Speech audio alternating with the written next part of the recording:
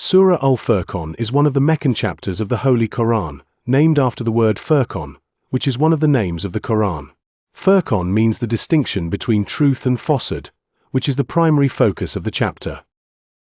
Meaning of Surah Al-Furqan. Furqan in the language refers to the separator or distinction between two things. In the context of the chapter, it is the Quran that differentiates between truth and falsehood, faith and disbelief, guidance and misguidance, good and evil.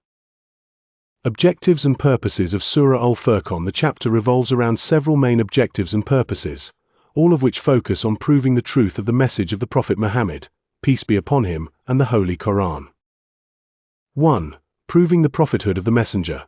The chapter responds to the doubts and slanders of the polytheists against the Prophet, such as their accusations of him being a liar or a sorcerer, and affirms his truthfulness and prophethood.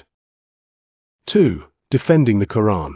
The chapter refutes the claims of the disbelievers that the Quran is merely the myths of the ancients, asserting that it is from Allah and distinguishes between truth and falsehood.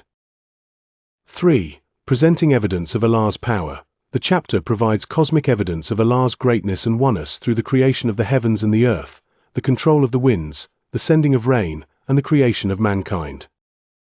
4. Clarifying the difference between believers and disbelievers.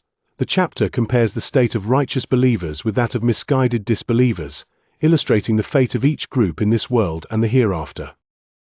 5. Defining the characteristics of the servants of the Most Merciful. The chapter concludes by mentioning the attributes of the servants of the Most Merciful, who are the sincere believers, providing an ideal model for Muslims to emulate. Characteristics of Surah Al-Furqan. Surah Al-Furqan is distinguished by several characteristics that highlight its unique style in calling to faith. Dialogical style. The chapter employs a style of dialogue and debate, directly and logically responding to the questions and objections of the polytheists. Focus on differences. The chapter emphasizes the clear contrast between truth and falsehood, guidance and misguidance, by presenting the stories of previous prophets and the fate of those who denied them. Combining belief, legislation, and morality. The chapter does not focus on a single aspect but combines the affirmation of correct belief, the presentation of cosmic evidence, and the specification of the attributes of righteous believers.